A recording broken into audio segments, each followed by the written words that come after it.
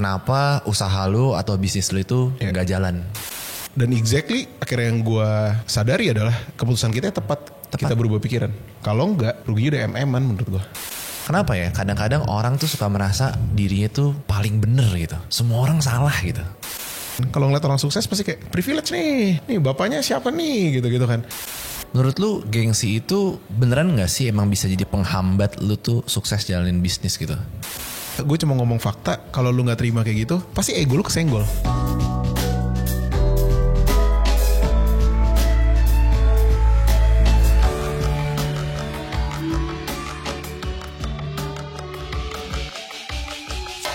Halo teman-teman semua. Hai, selamat pagi, siang, sore, malam. Akhirnya gue dapat waktu untuk podcast sama lu nih Sol. Iya. Karena jujur bikin podcast kayak gini tuh ngatur waktunya luar biasa. Lumayan ya. Karena ini kan bukan kerjaan kita kan. Jadi ya udah ada waktu Sol, ada waktu berapa jam, sejam ya udah gas hari ini gitu loh. Iya.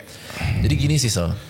Gue gak mau berpanjang lebar, tapi pada intinya gue dapat ide topik ini tuh dari beberapa minggu lalu. Jadi gue pengen bikin topik tentang kenapa usaha lu atau bisnis lu itu nggak jalan kayak gitu.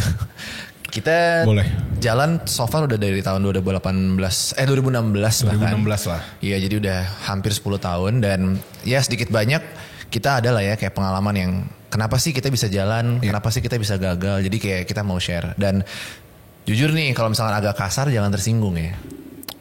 Oke. Karena bukan kasar, tapi menurut gue ini kayak kejenuhan kita berdua ya Sel ya, bahwa kayak gue gak bisa kasih tahu agak baik-baik, tapi kasih taunya mesti rada frontal gitu loh, karena kalau enggak ya susah. Kita coba aja ini dihujat atau diterima dengan baik, gak ada yang tahu. Gak menyinggung siapapun lah.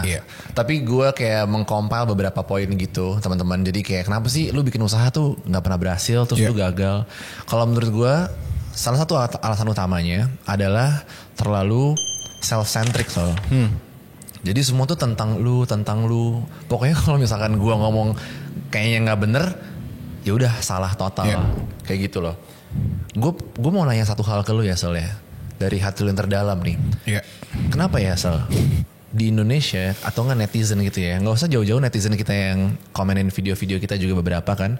Kenapa ya? Kadang-kadang orang tuh suka merasa dirinya tuh paling bener gitu. Semua orang salah gitu.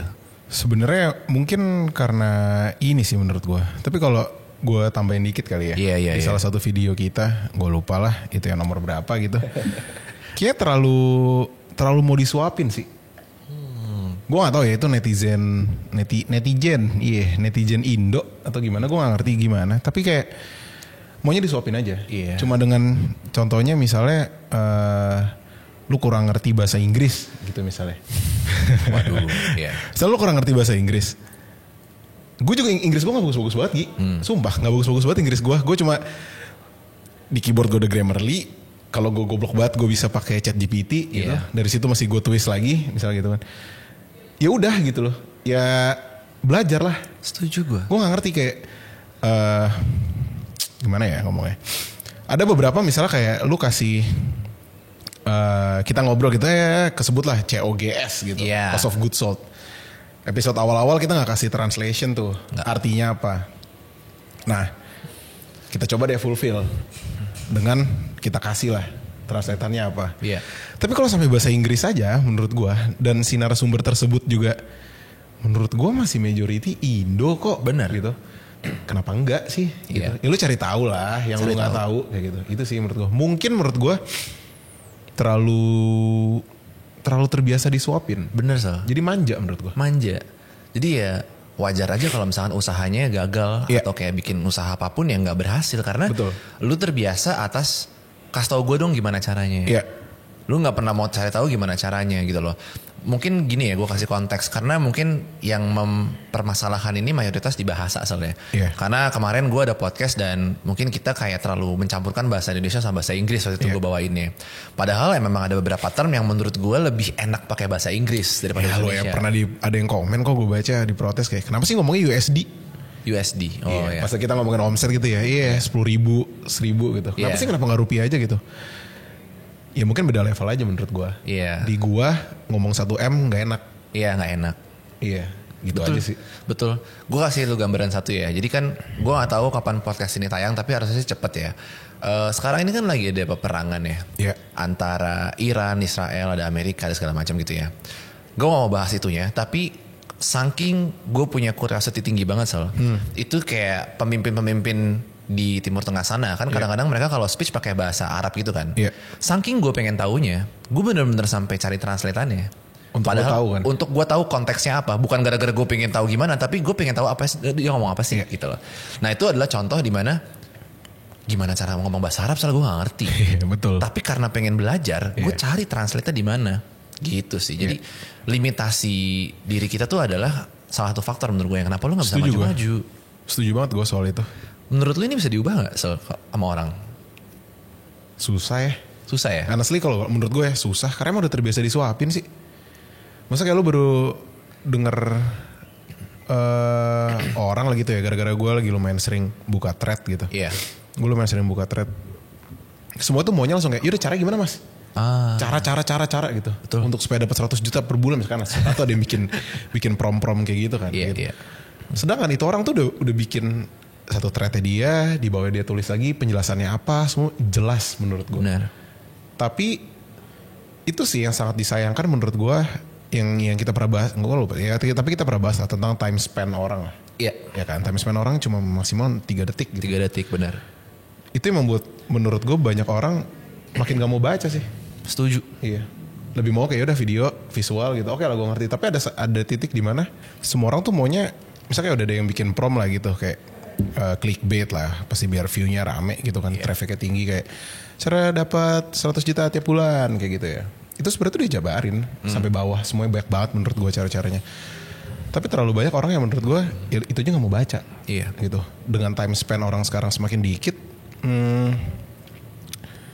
itu sih. Jadi kayak benar-benar kayak ya udah, apa dikit baca kayak sulit untuk fokus kali ya, gue bisa bilang. Sulit buat fokus. Abis itu kayak udah nggak bisa baca, udah langsung kayak yaudah intinya apa mas? Intinya apa? Intinya gitu. Iya. Orang-orang yang kayak gitu menurut lu kerjaannya apa salah tiap hari ya? Atau itu gak ngaruh sama kerjaan, justru emang personality aja gitu? Mungkin personality kali. Tebakan lu gitu ya? Sama sih. Tebakan gue personality sih. Karena gue juga semenjak gue sama lu nih lumayan fokus ke yaudah kita action aja gitu ya. Kayak syuting aja, meeting aja. Gue tuh gak ada waktu untuk berkomentar juga sih. Betul. Iya kan? Bahkan bacain komen aja gue kadang-kadang juga capek juga gitu. Apalagi bener-bener berkomentar. Gue ya itu exactly tepat sih yang pengen lu bilang. Gue kan kalau lu, gue lupa deh. Tapi intinya adalah dalam berapa tahun nih gue punya account TikTok. Gue pertama kali komen tuh di account lu. Itu juga cuma kayak sekali doang. Gara-gara gue kayak, ya udah karena emang gue lupa deh pasti pembahasannya apa. Ya udah gue coba komen. Itu sampai gue dapet badge gitu kayak first comment. Oh iya. Iya. Gue gak nyadar lagi. Ada kayak gitu. Udah lama sih itu. Gitu. Oke. Nah, tapi itu faktor yang pertama doang sebenarnya. Masih ada banyak faktor yang membuat kenapa usaha itu nggak jalan. Tapi kan dari preferensi, dari perspektif kita ya. Bisa jadi orang lain nggak benar. Cuman di kita sih kayak begini gitu. Yang kedua nih menurut gue adalah, lu tuh merasa kalau misalnya lu berubah pikiran, lu malah mikiran lu pelin-pelan. Jadi kalau dari kita adalah sebenarnya nggak apa-apa loh untuk lu tuh berubah pikiran. Bayangin deh, coba gue nanya lu aja gitu ya. Misalkan kayak berapa tahun kebelakang ini, berapa kali kita berubah pikiran, yang halnya tadi lu anggap itu benar, tapi sekarang kayak salah gitu, ternyata kita harus ganti haluan gitu.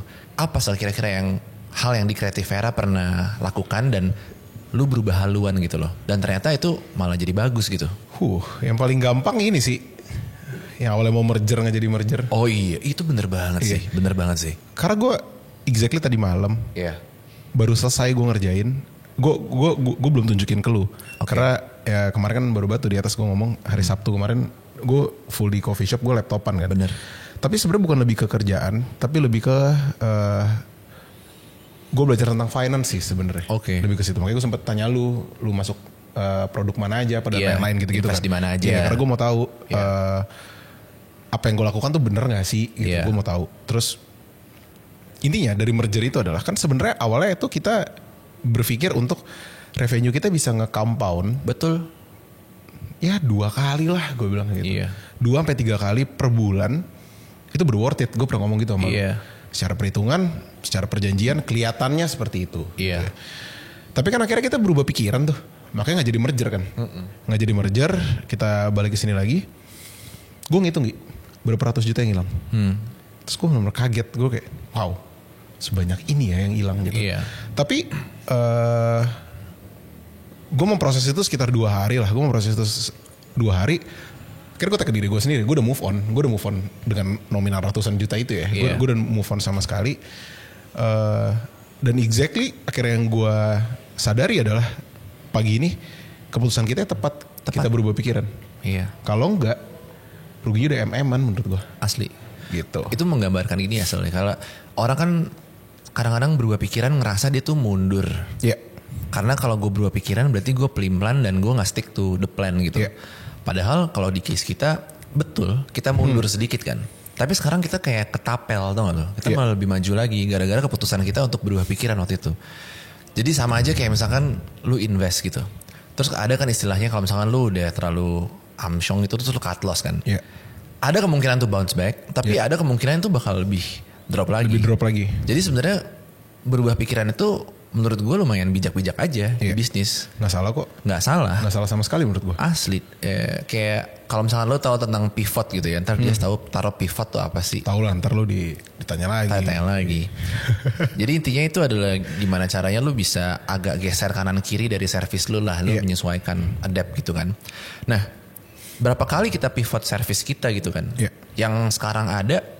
Dulu tuh nggak ada servis kita beberapa. Betul. Bukan cuman pivot dari segi servisnya, tapi pivot dari cara kita manajemennya, nge-propose klien gitu-gitu kan banyak banget yang berubah. Betul. Banyak orang yang stick sama bisnis plannya, tapi ya itu nggak berjalan dengan baik. Mereka kayak udah ngerasa nggak bisa, gue harus gas terus gitu kan. Tapi blindly, ya itu salah mapnya. Iya. Iya nggak sih? Betul. Setuju gue. Itu sih, itu yang kedua tuh. Nah, yang ketiga. Ini lumayan fatal sih menurut gue. Dan gue lumayan ngerasain ini di lingkungan gue juga. Dan netizen juga banyak sih gitu ya. Jangan tersinggung ya. Jadi ini adalah mentalitas dimana merasa lu tuh udah tahu segalanya. Jadi kayak udahlah lu gak usah ajarin gue udah tahu semuanya gitu loh. Padahal yang gue rasakan justru semakin gue ngerasa Creative Era berkembang nih, ada klien ini, revenue naik segala macam, gue malah semakin takut dan semakin merasa bego gitu loh soalnya. Karena setelah ada misalkan ya klien-klien yang terbuka baru-baru gede-gede gitu, gue jadi ngerasa gila ternyata yang kemarin kita nggak ada apa-apanya soalnya. Sangat banyak hal yang kita nggak tahu di luar sana. Nah kalau versi lu nih dari lu pribadi setelah lu, ya gue gak tahu ya sekarang lu bisa menyebut diri lu expert apa enggak, tapi bisa dibilang lu udah experience lah ya, punya 1 dekade di industri ini. Semakin lu menjadi orang yang mungkin punya authority, lu semakin justru pengen belajar lebih banyak, atau lu malah berasa kayak wih gue udah paling pinter nih gitu loh. Versi lu gimana? Enggak sih, gue bener-bener nggak kayak gitu sama sekali. Karena gue bisa bilang misalnya bilang lah di company ini gitu ya. Ada yang di isi tim kita lah, isi tim CDA gitu. Yang melek atas pengetahuan finance. Gue mungkin bisa bilang kayak gue malu ya lumayan lah. Kayak gitu. Lumayan dibandingkan yang lain misalnya gitu. Tapi mungkin ada beberapa yang melek atas finance itu. Kalau gue cukup puas sampai situ aja ya udah gitu. Tapi sampai sekarang gue malah baru beli buku malahan. Gue lupa nama bukunya apa. Karena gue udah beli kayak 3 bulan lalu, baru gue buka kemarin. Wajar itu, normal itu. Iya itu normal ya. Karena gue jarang menyelesaikan buku yang gue beli. Beli udah bagus kok. Iya. Gue dari beli dulu udah lama di kantor, baru akhirnya masuk ke tas gue sekarang. Karena gue mau coba habisin itu kayak gitu. Karena menurut gue ketika lu gak mau belajar, lu merasa diri lu paling expert. Kayak gitu ya. Susah sih. Betul. Susah banget karena apalagi dengan dunia sekarang lu harus adapt-nya cepat banget kan. Bener. Iya. Gue kemarin baru cerita ke lu kan. Ada yang total akhirnya kemarin sebelum gue cerita ke lu, gue lihat tuh di request DM gue. Total tuh ada 8. Yang kayak Mas Ansel selalu salam kenal bla bla bla, bisnisnya apa, kenalin. Ini kayak gara-gara podcast sama Clara sih. Dia bilang mentor-mentoran itulah. Pingin gue jadi mentornya dia. Mentor bisnisnya lah. Tapi akhirnya yang gue respon tuh cuma 1. Gak tahu kenapa. Gue cuma merasa ada panggilan aja untuk merespon dia. Gue bilang kayak gitu.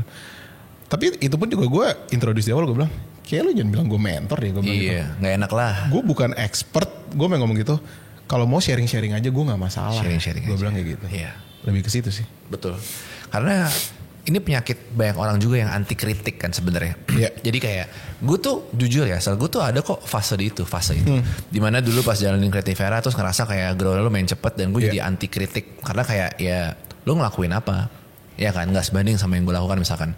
Tapi makin kesini makin ngerasa gue kenal sama banyak orang yang jauh di atas dari segi financial, dari segi apapun, itu justru semakin tidak mau menunjukkan kalau dia itu beneran tahu segalanya gitu loh. Semakin malah merendah dan malah gue udah tanya-tanya, Gi menurut lu ini gimana lah, bukannya lu jauh lebih di atas gue ya, kok lu tanya-tanya gue gitu. Ya itu adalah bukti ya emang semakin tinggi ya semakin merunduk aja. Dan itu gue ngerasa kayak begitu sekarang. Jadi gue ngerasa kayak orang yang bener-bener cuap-cuap, bener-bener kayak, weh gue ini the best bro gitu. Hati-hati itu kadang-kadang malah kosong banget soalnya. Iya, setuju gue. Jadi ya gue gak tahu ya, mungkin karena di circle gue merasa di circle pertemanan gue merasa kayak gue sangat kecil. Iya. Gue tuh merasa kayak gitu. Sama. Mereka jauh lebih sukses, koneksinya gila banget, temenan sama siapa lah, main sama apa, bisnisnya apa lah dan lain-lain kayak gitu. Ya gue sih berpikir ya udah gue belajar aja dari mereka. Jadi gue lebih baik diem sih. Lebih baik diem. Karena gue lebih mempelajari aja. Oh orang yang kayak gini tuh begini. Iya betul, lebih baik diem. Kita bacotnya di sini. Gitu kan. Nah tapi orang-orang yang anti kritik kayak gitu, menurut lu bisa diobatin nggak? Bisa nggak sih orang yang tadinya benar-benar anti kritik, terus merasa paling pinter, tapi bisa sadar gitu? Menurut lu pakai cara apa? Bisa kalau dia kecelek. Oh betul, iya. Kalau kecelek ya? Kalau kecelek bisa sih menurut gue. Maksudnya kalau ada masalah gitu kan? Iya, masalah dari misalnya dia udah denger lah kritiknya apa A gitu, terus masih nggak mau denger bla bla bla bla, jalanin bener gitu. Mungkin ke situ sih baru kecelek. Karena ya kalau lu bilang gitu gue juga dulu tipe pribadi yang kayak gitu. Iya. Tapi karena udah pernah kecelek berkali-kali ya belajar. Jadi harus ada experience yang humblein lu gitu ya. Kalau lu naik-naik terus lu ngerasa kayak ada paling pintar terus. Betul. Kan. Nah itu adalah alasan nomor 3 kenapa apapun yang lo jalanin tuh gak jalan-jalan karena lo ngerasa paling pinter. Padahal semakin lo banyak tahu ya semakin lo ngerasa goblok gitu. Nah terus yang keempat nih, versi gue yang keempat adalah lo tuh terlalu mengikuti advice dari semua orang gitu loh. Jadi mentang-mentang misalkan kayak bapak A, bapak B, bapak C itu lebih oke dari lo dengerin itu secara buta gitu loh. Atau lo terlalu fanatik sama satu orang gitu loh. Misalnya ada satu tokoh, pokoknya lu udah fanatik banget Sol. Dan apapun yang diomongin tuh udah kayak bener gitu loh. Gue sih gak digendeng kayak gitu ya. Karena sefanatik-fanatiknya gue sama suatu tokoh, mau itu bisnismen kayak, mau itu atlet kayak, pasti ada 1-2 hal yang gue gak setuju. Iya kan. Gimana menurut lu caranya untuk lu pribadi misalkan deh, memilah antara oh ini advice yang kayaknya bisa gue ambil deh Gi, sama kayaknya gue iya-iyain aja gitu. Kalau menurut gue coba ini sih, misalnya bilang lah salah satu influencer gitu lah. Salah satu influencer atau orang ternama lah di sosial media gitu. Yang paling gampang orang bisa fanatik kalau apa sih? Misalnya kayak dia ngelihat kesuksesannya, yang dijual kayak gitu kan. Kelihatan lah orang kaya, duitnya banyak dan lain-lain kayak gitu. Itu orang tuh bisa kayak sefanatik itu. Betul. Sama itu. Karena kan dulu sempet ya, nggak tahu sih pasti nggak tahu sekarang masih apa enggak. Gue ingat banget kok di zaman Covid gitu, banyak anak kecil yang pas ditanya mau jadi apa, mau jadi streamer game. Karena yang dia lihat streamer game itu kayak main game, lu nggak perlu keluar rumah, lu di studio lu sendiri, lu dapat duit banyak. Gitu. Entar ada yang dari gift lah atau dari AdSense atau dari brand placement lah kayak gitu. Ya udah, karena dia ngeliatnya sampai situ aja tuh. Jadi pas ditanya cita-cita mau jadi apa, mau jadi streamer game. Salah? Enggak salah menurut gue. Tapi ketika majority mau ke situ semuanya, ya nggak bisa juga, karena menurut gue nggak semua orang bisa begitu. Gue sangat setuju sih. Gue mau ngasih teori gue soalnya, tapi gue tahu ini agak menyentil ya. Orang Indonesia kan fanatik banget sama orang kadang-kadang. Misalkan ada tokoh, pokoknya kalau value-nya sama tuh gue udah fanatik mampus kan. Gue punya teori ya, orang lain mungkin bisa beda. Kalau lu fanatik sama satu orang, terus orang itu nyari duitnya dari elu juga, pasti ada motif di balik itu yang sebenarnya lu nggak tahu. Bukan lu nggak tahu lah, tapi intinya kayak ya lu adalah konsumennya, kayak gitu loh. Betul. Tapi kalau misalkan emang lu admire orang banget nih, misalkan gue suka siapa ya, misalkan Casey Neistat gitu kan, dia kan jago videografinya, storytelling. Tapi gue tahu dia nggak nyari duit dari gue juga, dia nyari duit dari Endo sama segala macam kan. Nah gue agak merasa lebih aman untuk apa ya, nggak blindly juga, tapi gue untuk admire dia. Tapi kalau misalkan gue follow satu orang dan gue harus apa ya, ikut sesuatu dari dia segala macam, udah kayak cult gitu. Gue agak merasa ya sebenarnya apapun yang dia omongin tuh ada semi-semi apa ya, bukan fiktif juga sih, tapi agak semi-semi dibikin supaya emang lu fanatik banget. Ngerti ya maksudnya? Ngerti gue. Kayak gitu. Tapi mungkin gue gak terlalu relate karena gue honestly gue gak ada sosok yang gue admire. Iya, lu kayak gak ada sih. Gue gak ada sama sekali. Even di musik kayak atau apa gitu, gak ada gue. Gak ada kan? Cuman Tuhan aja ya. Cuman Tuhan. Me, myself and I dan God. Iya. Aja enggak lah. Coba gak ada sih gue. Gak ada ya. Terus kalau menurut lu kenapa di Indonesia specifically itu gampang banget fanatik sama satu tokoh tuh kenapa ya menurut lu ya? Karena gampang banget kan, kayak misalkan di Indonesia itu gampang banget terpecah belah loh. Kenapa ya? Apakah sumbu pendek kah? Sumbu pendek itu lumayan ya bener sih menurut gue. Tapi kalau yang di top of mind gue sekarang sih mungkin karena banyak gue nggak tahu sih angka kemiskinan Indo tuh sekarang berapa. Gue nggak tahu. Tapi kayak yang di digital kan branding itu yang dijual yang bagus-bagus aja ya. Iya. Ya ada sesuatu gue gak tau keirian atau sesuatu goal yang ya mau jadi itu, mau jadi begitu gitu. Karena yang dilihat pasti pastilah yang di post itu sesuatu yang gampang menurut gue. Karena sesuatu yang kelihatannya prosesnya susah dan lain-lain nggak laku. Iya, betul. Gue sangat setuju. Gue mau ngasih tahu beberapa poin lagi. Ini yang kelima kayaknya. Balik lagi alasan kenapa lu bikin usaha nggak jalan. Sebenarnya bukan usaha doang sih, tapi kayak mungkin kerjaan atau apapun yang membutuhkan work ethic lu lah dan lu gak pernah berhasil, adalah lu tuh gak mau kelihatan mulai atau lu gak mau kelihatan di bawah. Itu menurut gue banyak banget orang kayak gitu. Kalau menurut lu itu kan berarti kan gengsi ya. Menurut lu gengsi itu beneran gak sih emang bisa jadi penghambat lu tuh sukses jalanin bisnis gitu? Bisa menurut gue. Apalagi banyak orang ini kan menurut gue yang melek tentang finansial itu nggak terlalu banyak sih. Enggak sih, iya. Beberapa business owner aja pasti menurut gue dan gue baca ya. Iya. Keuangan company sama keuangan pribadi masih gabung. Iya, dicampur. Iya, masih dicampur. Jadi di saat company lu naik, nanti pas lagi susah kayak gitu. Ya susah kalau lu mau kayak gitu. Iya. Jadi dan apalagi balik lagi banyak orang yang income naik, lifestyle naik. Betul. Iya. Soalnya gini ya, kalau orang bikin bisnis itu kan rata-rata motifnya ada yang bener-bener mau bikin legacy, ada yang mau bikin duit, tapi nggak dikit juga loh soal sebenarnya yang emang pengen dapet title entrepreneur aja. Sebenarnya ada yang kayak gitu loh, bisa gue lihat juga. Sehingga mereka tuh jadi nggak siap kayak pas mereka masih kecil, orang tuh ngelihat dia masih kecil, jadi kayak pengen langsung gede, pokoknya bikin usaha, pengen langsung karyawannya minimum ada 10, nggak mau 1 dulu. Jadi gak pernah mau step satunya. Betul. Nah itu tuh penyakit menurut gue dan harus dilewatin. Contohnya kayak Creative Hara misalnya kita berdua. Kita sekarang gue gak tahu ya, walaupun kita gak ngukur kesuksesan dari numbers. Tapi oke, misalkan kita punya subscriber sekarang berapa gitu. Growing lumayan cepet kan. Dan gue juga gak expect gitu. Tapi kita ngelewatin day one kita juga yang kita masih punya 0 subscribers kan. Betul. Dan kita quality yang kita bawa di podcast ini saat kita masih 5 subscribers sama mungkin puluhan ribu kayak sekarang. Itu sama. Iya kan, nggak kita turun-turunin, nggak kita naik-naikin. Jadi ya kita berdua itu willing buat nggak apa-apa kelihatan jelek dulu. Karena emang itu harus dilewatin. Betul. Kayak begitu. Ya emang ada fase learning kan? Ada fase learning ya gitu loh. Emang pasti lu kelihatan jelek dulu. Terus kalau misalkan gitu, ini kan berarti kan ngaruh juga ke apa ya?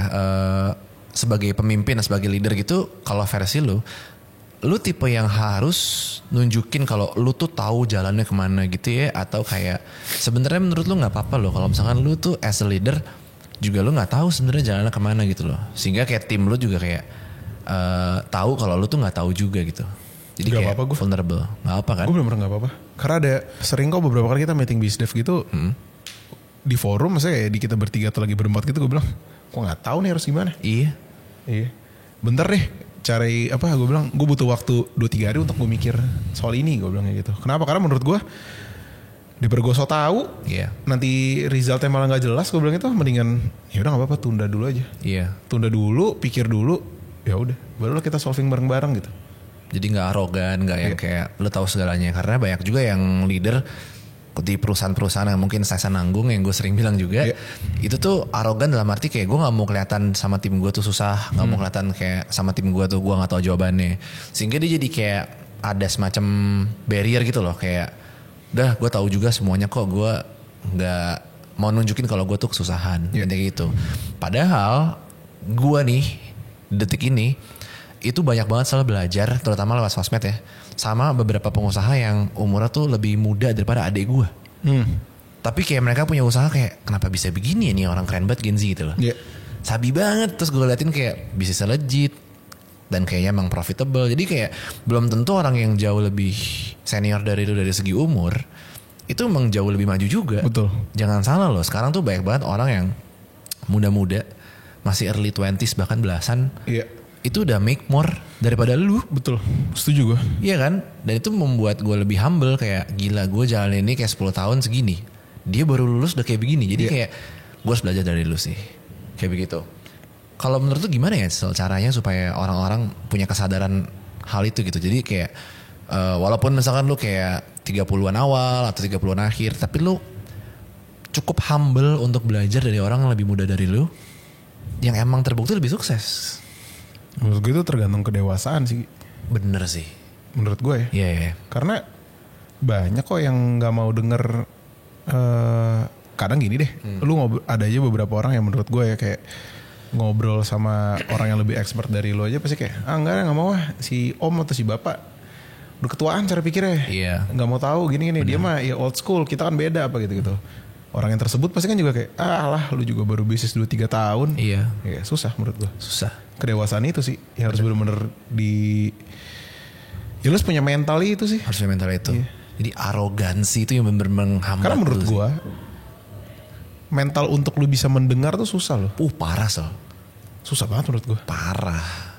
Benar-benar susah. Dan itu apa ya, gue tuh punya pemikiran kayak oke deh gue mau dengerin dari siapapun ketika gue sadar bahwa gue gak paling pinter. Tapi kalau misalkan ini masuk ke poin-poin sebelumnya juga nih, kalau misalkan lu udah ngerasa paling pinter, lu udah batu tuh, udah susah. Makanya kan lu kita udah lama lah, kita udah 10 tahunan lebih bareng. Iya. Kalau kita lagi eval anak gitu ya, salah satu tim gitu kita evaluasi, gue berani demi apapun gue gak pernah motong omongan orang. Iya kan. Tapi once gue dipotong baru gue bilang gue gak pernah motong omongan lo gitu. Kenapa ya? Gue bener-bener mau denger dulu nih. Udah selesai, ya udah gitu. Di ruangan kita berapa kali omongan gue tuh omongan lo dipotong gitu loh. Sedangkan kayak menurut gue, lo aja gak denger sampai selesai gitu loh. Maksud gue ini apa, ini gue apa gitu. Itu sih. Gue belajar dari itu aja sih ketika orang ini, ya udah gue dengerinnya dulu. Bener, gitu. Mendengar kan? Mendengarnya dulu, udah terima aja dulu semua oke. Lu merasa A, B, C, D, F, G semuanya ya udah dengernya dulu. Ya emang karena dengerin emang lebih susah daripada ngomong sih rata-rata buat kebanyakan orang. Nah itu buat poin yang ke-5 sih. Gue ada poin lagi sebenarnya. Ini sebenarnya agak kayaknya banyak orang yang setuju juga. Orang banyak yang mikir bahwa kalau misalnya lu berhasil di bisnis, ini udah pasti kayak emang takdir lu aja, emang udah bawaan lahir, atau emang udah privilege aja. Tapi gue saksi mata, banyak banget orang yang bener-bener dulunya nggak punya apa-apa, sekarang bener-bener izin komandan, keren banget. Karena ya gue tahu sacrifice dia, gue tahu kan kita kuliah bareng dulu ya. Gue tuh kenal sama beberapa anak yang, ini udah anak konglo nih, tahu gue. Wah ini udah anak pengusaha ini, tahu gue. Tapi ada juga anak yang gak usah gue sebut, tapi intinya kayak emang dari background yang sebenarnya biasa aja gitu. Bukan privilege lah. Bukan sama sekali bos. Sekarang buset, izin banget. Maksudnya bisnisnya jalan banget segala macam, dan itu tuh membuktikan bahwa sebenarnya ada kayak mental barrier gitu ya, bahwa kayak kalau misalnya lu mau berhasil bikin usaha ya lu harus jadi anaknya siapa dulu gitu loh. Ya gue sama lu juga, gue lah terutama, gue kan keluarga gue mostly profesional kan, dan gue kayaknya satu-satunya yang emang bikin usaha sendiri gitu loh. Dan so far sih 10 tahun jalan-jalan aja gitu kan, semoga kedepannya juga. Tapi ya gitu, bisa nge-break through apa ya, pemikiran orang atau teorinya yang lu harus privilege dulu gitu loh. Kalau dari versi lu nih, biar mungkin dapat konteks buat audiensnya, apa soal sacrifice lu nih atau kayak kerja keras lu yang sebenarnya emang lu nggak pernah share juga di story, tapi yang ini loh yang gue bayar, ini loh yang gue kerjain supaya gue bisa bikin kayak begini misalkan. Gue dari keluarga yang bokap gue wirausaha, betul. Nyokap gue yang profesional kayak gitu. Tapi menurut gue bukannya sombong atau gimana, tapi ada di titik ini gue nggak ada suntikan modal sama sekali sih. Itu dia. Nggak ada sama sekali kayak gitu. Maksudnya ya gue bisa dulu minta bokap gue dan lain-lain gitu bisa. Kamera pertama gue A7 Canon 7D Canon 7D tuh. Gue Nikon. Iya, gue dulu agama gue Canon dulu. 7D itu dibeliin. Habis itu gue ganti ke A7 Sony A7 Mark II. Cicilan ke bokap gue. Gue kan awalnya berpikir kayak, oh yaudah deh, siapa tau dibantu gitu. Yeah. Ternyata tiap bulan ditagih bos. Yeah. Ya kan, ternyata tiap bulan ditagih. Dari situ gue ganti ke A7R, itu juga gue cicilan ke nyokap gue. Gitu. Jadi keluarga gue dibilang cukup beradabat enggak. Cukup aja lah, berkecukupan lah. Bisa lah, liburan bisa, apa semua masih bisa kayak gitu. Tapi nggak punya, ini ada modal segini nih dek. Iya. Pakai aja, buat apa itu dan lain-lain, nggak ada gitu. Betul. Suntikan modal pertama kita yang ada di akte, yang kecil banget itu kalau di akte kita, itu setengahnya gue pinjam nyokap gue, karena gue gak ada duit segitu. Gue gak ada duit sekarang, gue baru beli laptop pas itu. Yeah. Ya gue baru beli laptop sendiri, ya dari situ gue pinjam dulu, gue bilang H+3, gue balikin lagi nih mah, gue bilang gitu. Yeah. Ini cuma buat bener-bener di akte doang, gue bilang gitu. Jadi sebenarnya menurut gue gampangnya adalah kalau lu lihat balik lagi ke topik-topik awal kita tentang netizen, kalau ngeliat orang sukses pasti kayak privilege nih. Iya. Nih bapaknya siapa nih gitu-gitu kan. Demi apapun enggak bro, yang itu yang orang-orang nggak tahu sih menurut gue sampai sekarang. Itu bisa jadi faktor privilege itu. Cuman sebenarnya sacrifice di balik itu juga jauh lebih banyak juga. Jauh. Iya, emang gue setuju juga kayak lu startnya nggak dari titik yang sama. Betul, itu betul. Tapi maksudnya bukan berarti kayak kalau misalkan lu ada di posisi yang sama juga nih, bakal sama juga finishnya. Bisa beda juga. Bisa beda. Kayak gitu loh. Kapan momen lu ngerasa pas lu jalanin CDA gitu ya, dan lu ngerasa ini kayaknya hal yang gak mungkin sebelumnya, tapi pas saat itu lu ngerasa anjir bisa ya kita ternyata kayak gini ya. Itu pas momen apa Sal? Kalau lu belum pernah share nih kayaknya nih. Gue pun kayak belum nih momen-momen itu tuh. Adalah, itu menurut gue. Sebenarnya kalau itu ditanya di tahun-tahun awal pasti ada ya. Yeah. Di tahun-tahun awal ada. Karena kan kayak dulu gaji kita nggak sampai 5 juta gitu per bulan. Cuma ya gue buka di sini kayak cuma 2 komaan gitu gue mau start awal ya. Iya. Ya demi agak nyesek sih gitu dengan dulu freelance bisa 2 digit sendiri tiap bulan terus jadi kayak 2,5 juta. Dari awalnya gue pakai mobil gue naik Vespa. Itu Vespa privilege gue dibeliin betul. Ya. Tiba-tiba nggak nyampe setahun gaji kita bisa naik. Itu gue lumayan nggak nyangka awalnya gitu. Okay. Tapi di titik dimana mobil gue dulu Honda City 2000 berapa ya 2016 ya kayaknya itu. Iya 2016 pas kuliah tuh. Itu gue ingat banget Gi. Pas dulu beli di Gaikindo ya di Gias. Pas itu atas nama gue, pas gue tanda tangan, bokap gue bilang ini mobil terakhir yang bapak kasih kayak gitu. Abis ini usaha kamu sendiri deh. Bokap gue tuh bener-bener ngomong kayak gitu. Agak lumayan kayak itu mobil 4 tahun itu lumayan kayak, wih teman-teman ada yang ganti ini digantiin bapaknya apa gitu lumayan kayak, ih enak ya, gue bilang gitu, bisa kayak gitu ya. Tapi ya udah, gue pegang kata-kata itu aja kayak, ya udah. Lumayan agak gak nyangka ketika gue bisa ganti mobil sendiri, di mobil cita-cita gue juga, yang dari dulu gue cuma ngeliatin dong di Instagram, ih keren kayak gitu. Itu sih salah satu yang kayak, oh bisa ya gue. Betul. Soalnya itu kayak sebenarnya yang lo achieve itu kan kayaknya nggak mungkin kan dulu. Cuman ternyata mungkin aja gitu loh. Mungkin aja. Iya, dan nggak serta-merta itu gara-gara privilege yang lo punya juga. Iya. Ada gapnya, gap usaha lo tadi sendiri itu. Tapi apakah ada pengaruh menurut lo dari sosmed nggak sih? Kayak ini balik lagi ke netizen yang sekarang ya, karena mereka ngelihat kadang-kadang juga, gue mau skip part nggak enaknya yang tadi lo itu. Gue mau skip ke part langsung gue bisa panen aja gitu loh. Ada nggak faktor dari ekspektasi sosial media hari ini Sal? Ada sih menurut gue. Ada ya? Ada lah.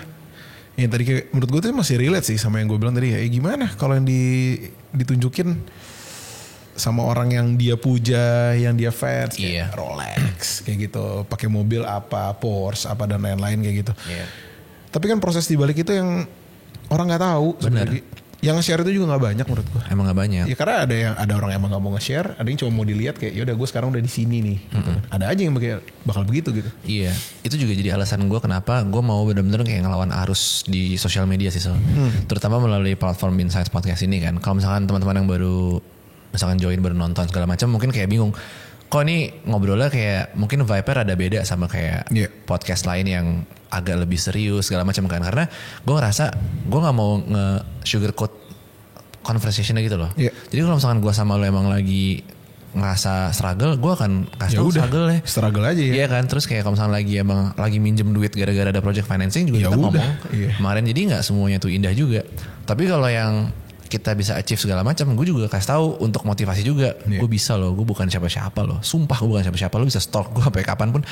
Dan udah bukan siapa-siapa juga, tapi bisa gitu. Jadi ya poinnya adalah sosial media itu nggak bisa jadi patokan ya untuk lu ngelihat kayak gue harus kayak dia gitu, nggak juga gitu loh. Karena lu nggak pernah tahu di balik itu sacrifice apa yang dia lakuin gitu kan. Nah, setuju. Gitu sih. Ya semoga konten kayak gini bisa lumayan jadi kontrarian lah ya, bisa jadi kayak perspektif baru bahwa ya nih kayak podcast ini ya keadaan atau situasi nyata nih. Kita nggak bener-bener kayak pamer-pamer. Jam gue aja nggak pakai jam apa-apa. Gue cuma Garmin. Iya, jadi kayak ya kadang-kadang terlalu standarnya dibikin segitunya karena emang di set kayak begitu. Padahal enggak kok, yang lo lakuin bisa aja udah bener-bener aja. Setuju. Gitu, fine-fine aja. Nah, tapi yang nomor 7 nih, yang poin nomor 7 nih menurut gue lumayan penting dan sangat-sangat krusial, tapi gue udah pernah bahas sebelumnya juga. Yaitu adalah banyak orang yang gagal untuk jalanin usaha mereka itu karena mereka tuh gak bisa bedain antara nge-planning ya, bikin plan ya, terus kayak rencana sama bener-bener nge-eksekusinya. Karena menurut gue itu dunia yang sangat-sangat berbeda Gue sama lo sering bikin plan, production plan apa segala macem. Tapi kalau misalnya udah ngomongin eksekusi, itu udah beda total kan. Betul. Kayak gitu.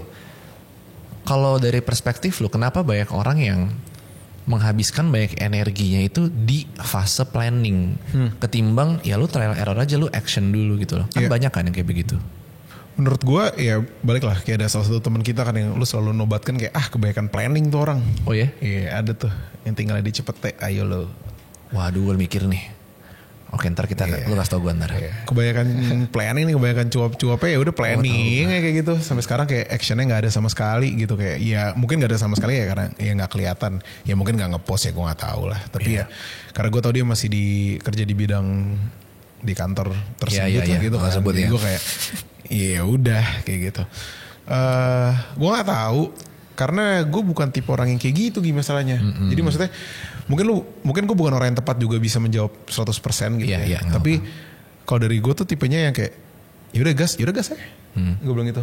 Dan gue tanpa meragukan apapun itu sih. Misalnya kayak pas bilang kita coba yuk podcast gini-gini, yaudah gas. Gue bilang mau convert kek, mau nggak convert, mau ada yang view kek, nggak ada yang view, ya udah aja gitu. Karena beberapa gitu gue ngelihat bisa aja kayak ya udah yang view misalnya orang lain mau konten gitu, aduh yang view dikit gitu.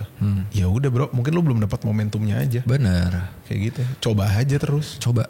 Bukan berarti nggak boleh planning ya, jangan salah tangkap juga mesti audiensnya.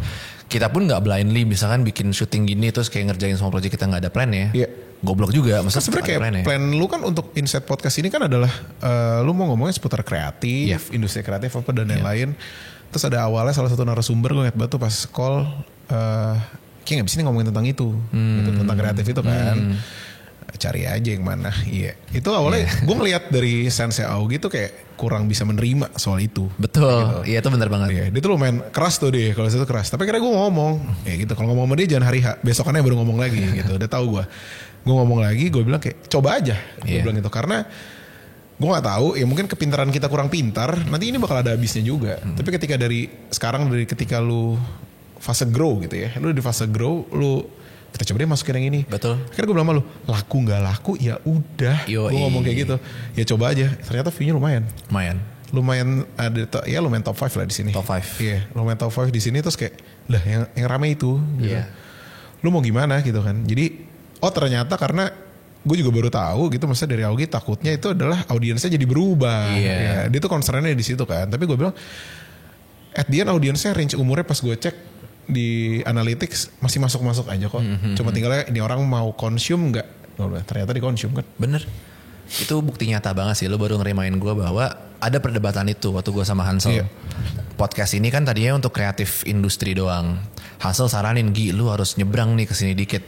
Ya gue bantah tuh kan, kayak walaupun nggak yang kayak nggak mau nggak gitu sih, tapi intinya kayak jangan kayak kita stick dulu. Tapi akhirnya digas-gas aja dan ternyata malah jadi kayak stepping stone kita akhirnya bisa merambah ke topik-topik lain. Iya betul. Iya kan kayak gitu. Dan kebetulan gue sama Hansel pun juga punya interest bukan di kreatif doang.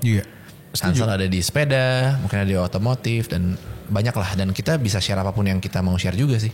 Dan ternyata malah orang lain dapat banyak manfaat ya. Gitu sih. Jadi ya gue cukup humble waktu itu untuk menerima, yaudah deh coba bahas dulu. Ternyata working juga kok. Iya kan. Gitu. Nah planning itu penting tapi bukan segalanya. Karena along the way pasti ada aja yang berubah kan. Kapan kalau misalkan lu bikin plan, terus lu udah tahu kalau ini tuh udah cukup untuk lu eksekusi.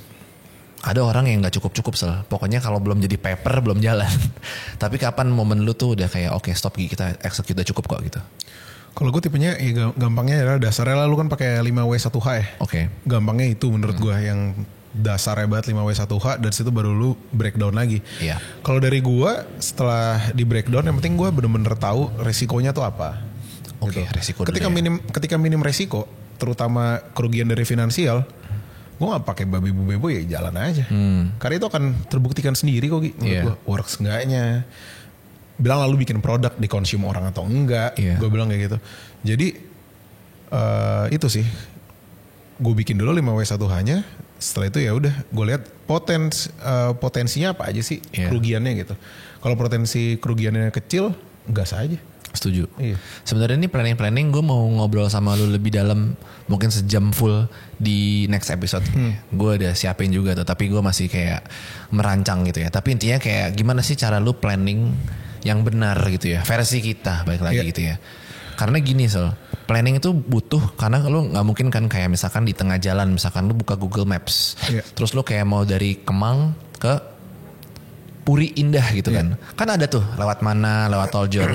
Tapi kalau misalkan di tengah-tengah jalan tiba-tiba pohon tumbang, kan lu mesti kayaknya mesti lewat Cipete nih, harus lewat mana kayak ganti arah gitu kan. Nah itu tuh harus lu jalan dulu.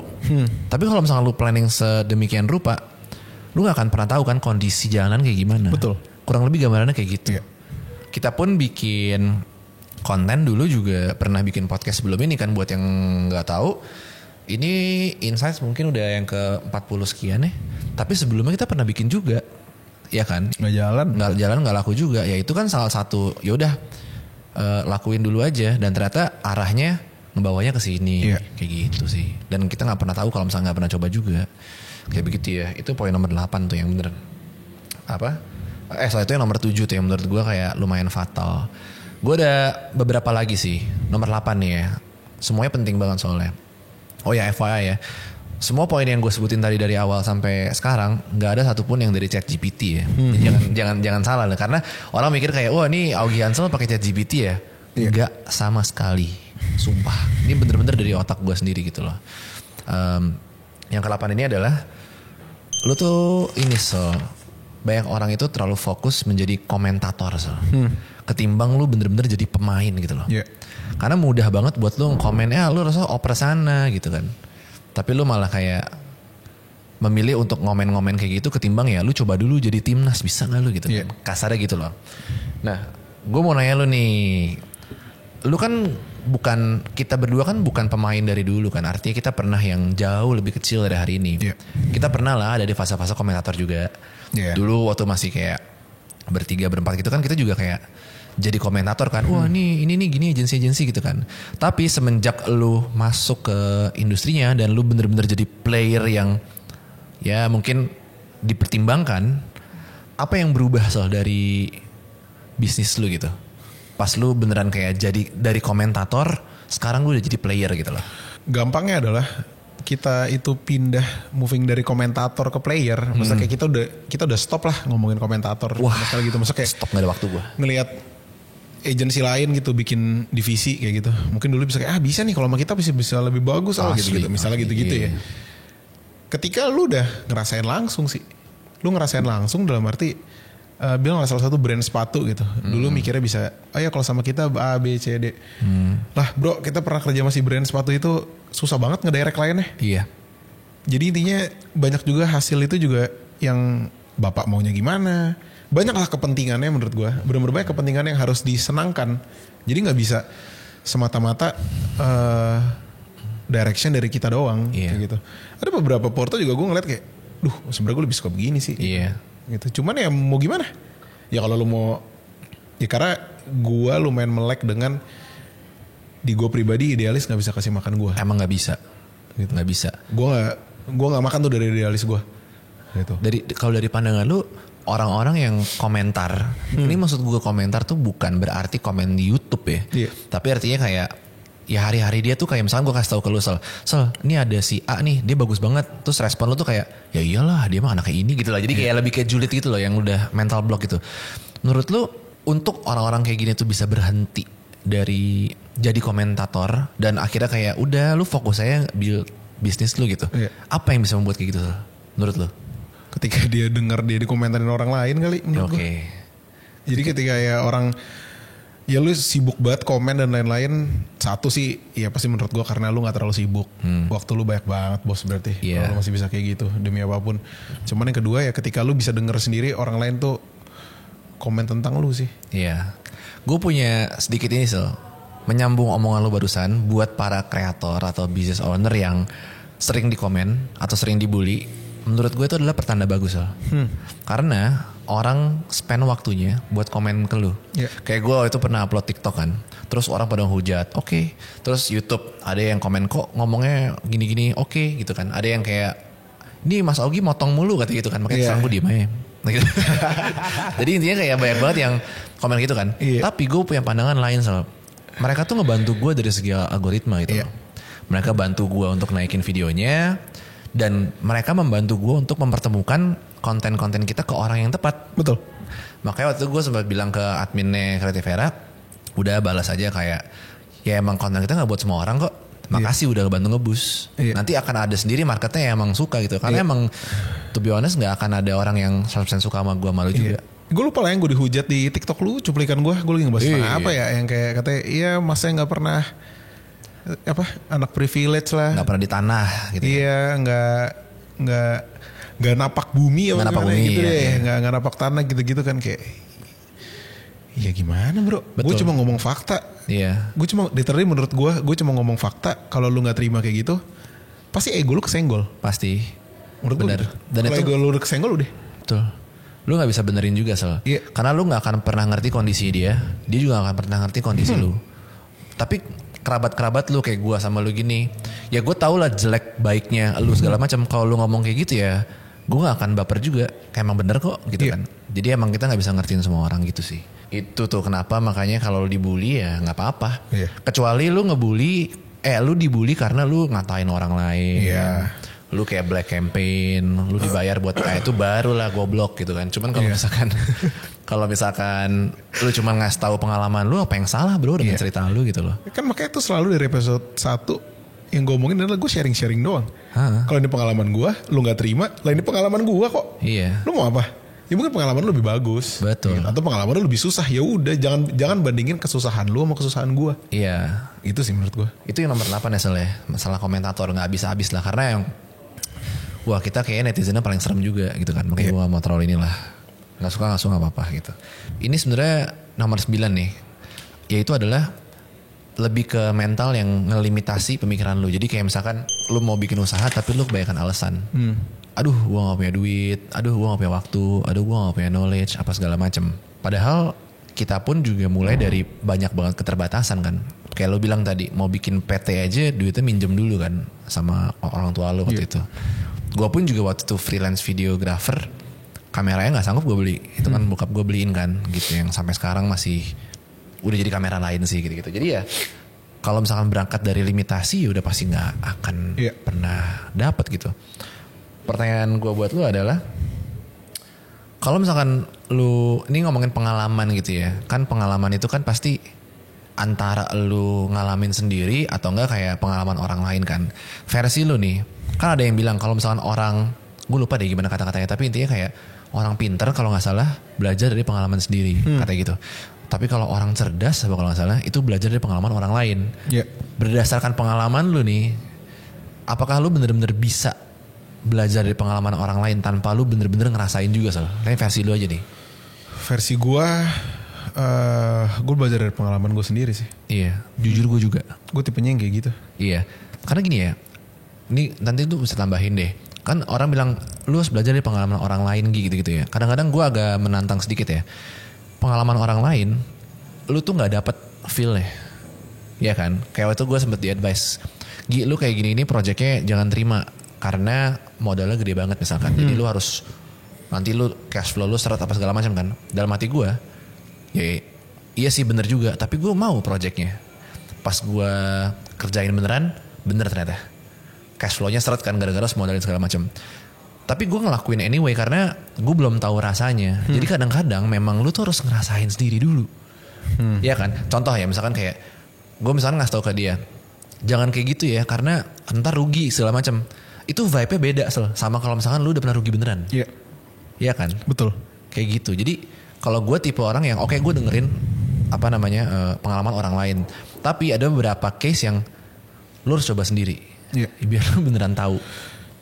Sebenarnya melanjutkan yang lo omongin ya. Siap. Jadi tuh pas banget sebenarnya kemarin ada salah satu project kita yang sampai sekarang lu tau lah, yang di DP aja belum. Iya. Tapi namanya post pro itu. Di saat itu kita lagi pitching itu kan cash flow lagi hancur banget ya. Sebenarnya tuh cash flow lagi hancur banget. Jadi ketika itu masuk, gue nggak tahu tuh cara bayar itu kayak gimana. Iya, modalinnya. Sedangkan pacar gue Adele itu sangat tahu stresnya gue kayak apa soal cash flow inilah kayak gitu. Maksudnya gue apapun ceritakan ke dia, kayak biar lu tahu lah kondisi gue kayak gimana kayak gitu. Dari dia sangat menyarankan untuk tidak ngambil project itu. Oke. Karena menurut dia, tapi gue ngerti sih dalam point of view dia adalah dia ngeliat gue stres banget soalnya. Benar, ya. Dan di titik itu kita belum punya jalan project loan kemana ya. Gitu. Iya. Itu nggak ada sama sekali kayak gitu. Belum ada sama sekali. Terus dana yang nyangkut di luar juga banyak banget. Terus akhirnya gue diem tuh. Gue diem. Dari dia menyarankan untuk udahlah nggak usah ambil kata dia gitu. Padahal gue bilang ya marginnya gede apa gitu kan. Tapi kata dia, ya tapi mau gimana? Lu mau running project itu pakai apa gitu kan? Yeah. Kalau lu tanya gue pas itu gue bilang gue juga nggak tahu. Gue bilang pakai apa gitu. Tapi akhirnya kenapa gue nggak sampein itu ke lu dan gue kayak ya udah gas-gas aja semua gitu dan dapat caranya gitu ya. Dapat caranya untuk bisa nge-fulfill itu adalah karena dia menurut gue orang yang berpikir seperti itu gitu ya, bukan hanya dia sih yang berpikir seperti itu. Lu gak pernah ngerasain yang namanya bener-bener susah gak ada kerjaan bro. Iya betul, 100% setuju. Kita ketunda gajian gue dan Augie bukan karena cash flow belum masuk, bukan, karena emang udah gak ada duit buat gajian. Iya. Jadi harus yaudah gue mau berkorban, kita berdua dulu yang gak gajian, tapi anak-anak gajian semua. Iya. Kayak gitu. Lu gak pernah ngerasain itu gitu. Lu gak pernah ngerasain beberapa bulan minus. Iya. Terus kayak aduh gimana caranya ya, masa harus nge-lay off gitu. Karena gue dan Augie sangat gak suka nge-lay off orang. Kayak gitu. Kecuali terpaksa. Kecuali manner. Iya. Dan attitude itu yang utama sih sebenarnya gitu. Tapi di luar itu selagi gue mau bisa mempertahankan anak itu, ya sebisa mungkin kita pertahanin. Setuju. Kayak gitu. Karena ya gak tahu backgroundnya dia udah punya keluarga lah apa dan lain-lain kayak gitu kan. Akhirnya gue refleks sendiri tuh, gue tahu dari omongan itu gue malam gue mikir kayak iya, orang yang ngomong kayak gitu atau yang menyarankan itu sekarang, ya dia nggak tahu di saat gimana stresnya gue ketika kita berbulan-bulan minus. Iya. Karena gue lagi, ya mungkin gue belum sama dia atau nggak gue nggak cerita atau kayak gimana kayak gitu kan. Itu yang cuma gue berdua doang nih, gue mau gitu doang yang kayak nanggung stresnya itu, capeknya itu, mikirin itu. Gue bilang gitu. Jadi akhirnya kemarin dan feeling gue adalah gue ngomong sama lo kan itu, ini fix masuk tender ini gue. Betul bilang. masuk. Fix banget pasti masuk gue bilang. Dengan marginnya gede nggak masalah. Gimana caranya kita solve nanti. Yang penting masuk dulu. Benar. Nah itu gue tambahin dikit ya soalnya. Ini ngaruh ke poin yang sekarang soalnya gak nyari alasan. Jadi gini. Orang mikirnya kan ada keterbatasan finansial kan. Jadi kayak mereka gak bisa modalin bisnis segala macam. Yang tadi lu jelasin barusan kan adalah keterbatasan finansial kita untuk modalin kan. Tapi lu ambil aja anyway. Lu pikirin ntar yang penting masuk dulu gitu kan. Ini baru kejadian juga kemarin banget sebenarnya. Dan gue udah mikir kayak gue pengen bahas deh di Insights.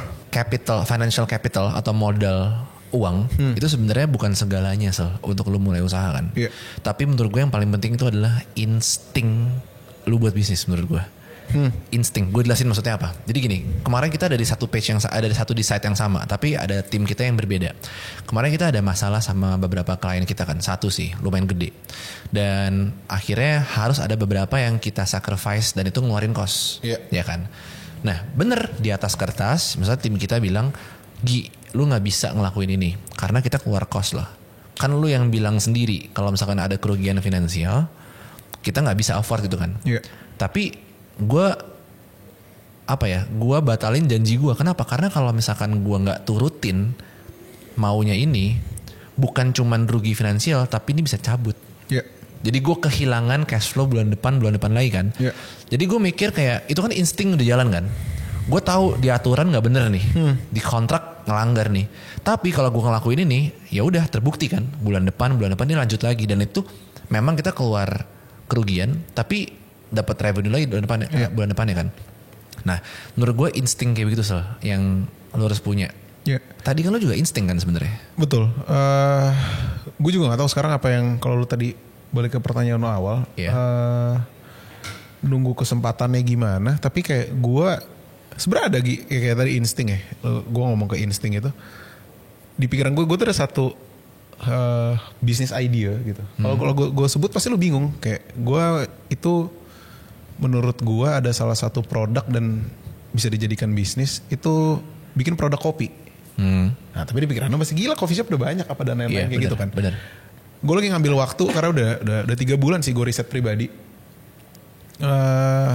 Balik lagi kalau mau ngomong tentang privilege, duit gue bisa gue bikin gue beli meja gue beli mesin kopi 30 juta gitu karena gue berpikir ya nanti ini akan siap by quality dan lain-lain. Tapi yang gue berpikir kayak gue coba deh bikin PO pakai mesin kantornya dulu kayak gitu kan. Ini beneran works apa enggak kayak gitu. Karena setelah gue kemarin ke Bali, gue ngobrol sama temen gue Koko Evan gitu.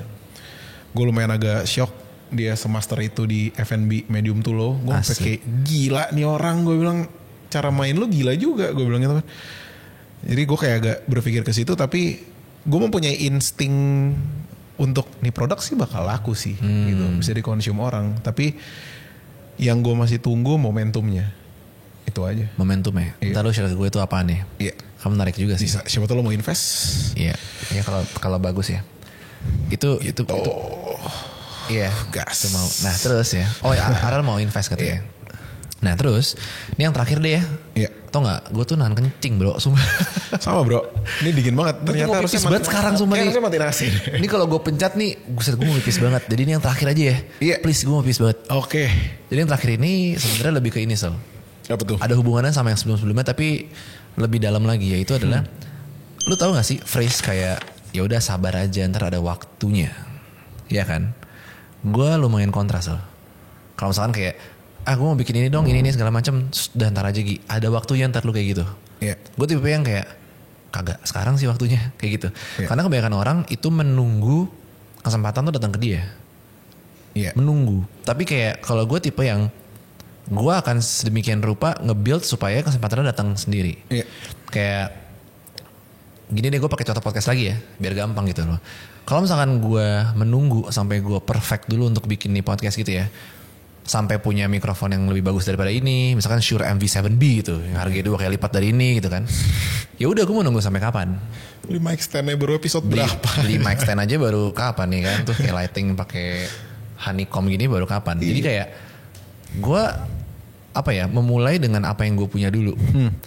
Ternyata bos, kesempatannya datang malah setelah itu. Pas udah bikin segala macam, kesempatannya kayak dari kanan, dari kiri, ada apa segala macam sampai di titik, jujur nih, di titik dimana kayaknya kita nggak bisa terima semua kesempatannya, karena antara kayak emang gak ada waktunya, atau enggak ya emang nggak align aja sama visi misi lu gitu kan? Ya kayak begitu sih, itu udah bukti nyata bahwa ya, lu harus create kesempatan lu sendiri. Jadi jangan nunggu kayak udah sabar aja ntar ada waktunya kok lu ini gitu ya. Ya udah sabar apa mati lu kayak. Betul. Action gitu kan. Kalau versi lu gimana caranya supaya orang tuh lebih berani buat udah deh ambil aja first stepnya. Karena Marisa kemarin juga ngomong orang tuh suka lag banget ambil first stepnya gitu loh. Iya. Sebenarnya kan kalau di agama gua di Alkitab itu ada tertulis semua kan indah pada waktunya. Iya. Tapi orang suka salah menurut gua. Bisa jadi kayak yang tadi apa yang lu bilangin kayak gitu. Padahal sebenarnya adalah lu mulai dulu aja. Kalau emang susah, ya udah susah lu jalanin. Kalau emang sulit, ya udah lu jalanin aja. Nanti akan indah pada waktunya juga kok, kayak gitu.